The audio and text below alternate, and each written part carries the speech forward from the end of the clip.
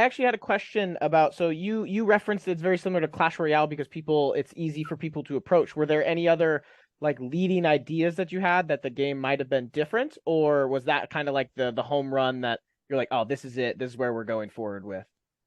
Yes. At the beginning, I thought of Ookeenga gonna be a beat 'em up game. I mean, um, I was so into the idea of building up a hero who can perform stunning magic and cool actions, movement, and slay the enemy to protest against the tragic destiny. I even wrote a script for it, but um, beat 'em up wasn't for the mass audience. It Hmm. was a pitch, so we just dumped that idea. You know. Makes sense. The next question I actually wanted to lead into was as far as I understand, this project, Ookeenga as a whole was originally a Web 2 game. What made you guys switch to Web 3? Were there certain aspects that drew you in? Were you hesitant at first, or were you like, this is the future, we need to move forward with this? Um, yeah. So this was the first year of making Ookeenga. We start in April 2020, I think. Yeah. So then in August we had the concept art and 2D character with animation and also a 3D realistic concept, to compare. So then another project came up, so we had to hang up Ookeenga, you know. Um, so how I can say, because at that time we just an indie studio, so we got the I mean the problem with the money, so we need to do the outsource projects, and then after that, we were about go back to Ookeenga. That's what the time the GameFi trend came up. I mean, we did several projects, also sing for the GameFi to learn what is GameFi really is, and yeah, and it's true, that we could have made Ookeenga as a Web 2 mid-core game, but at that time the word Web 3 game, in my opinion, in our opinion, is were like a brave new world, full Hmm. of possibilities and thing less undiscovered.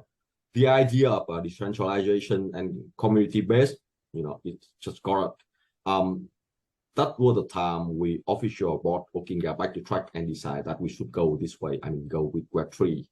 It wasn't an easy decision because Web 3 game are different from Web 2 game. You know, Yes.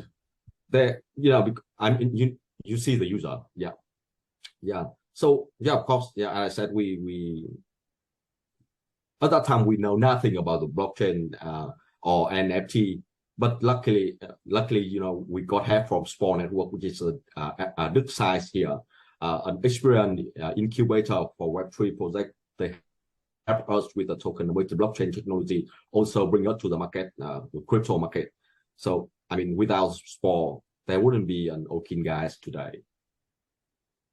I want to thanks for that, and I want to jump in a little bit and talk about that sort of spectrum, as I see it, between Web 2 and Web 3. I mean, from Spores' perspective, when we were looking to work with to build a Web 3 gaming project, we wanted to find a team that was appropriately talented and appropriately experienced, particularly in gaming.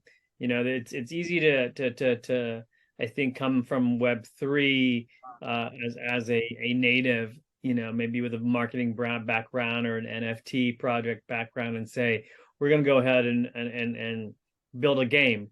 My background for a long time ago was in film and TV, and so it'd be the equivalent of saying, tomorrow that sure, no problem, we'll produce a full feature film, and all we've done was write some high school or act in some high school plays. It's it's a monumental task. So first of all, secondly is this was about a year ago when we ventured into Ookeenga in its current form, and of course that was the height of play to earn, with there's a possibility of that everyone can in the world can earn from Web3, and then there'd be a whole new economics that's sort of, you know, out there, as I would put it that way.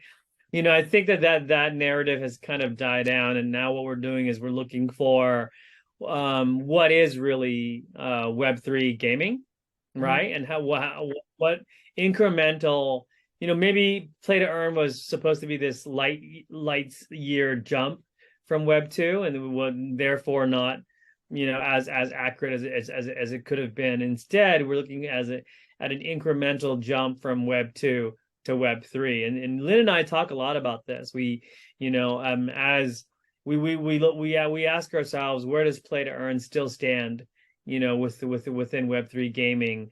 What are the other forms of gaming in Web 2 that exist today and could still matter? And for us, you know, this actually could be a much longer debate, but essentially, as Lynn said, you know, Web3 community is incredibly stronger, right, than the Web 2 community as a whole.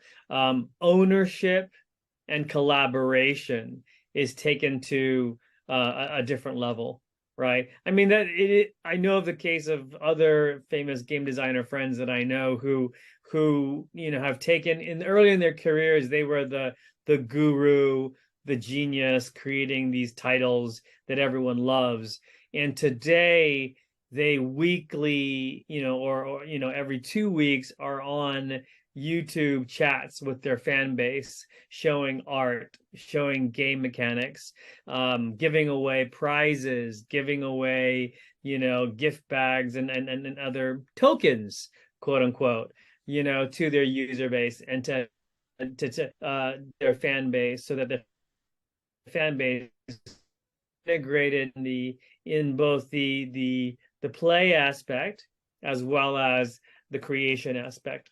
And I think that's something that you know, Lynn and I, and you know, CMO Lynn of Ookeenga are discussing actively in both our current game design, future game design, current and future community building, and in fact the slate of, you know, other games that the Crow Studios team has in their back pocket and are building right now while tweaking the Ookeenga game currently.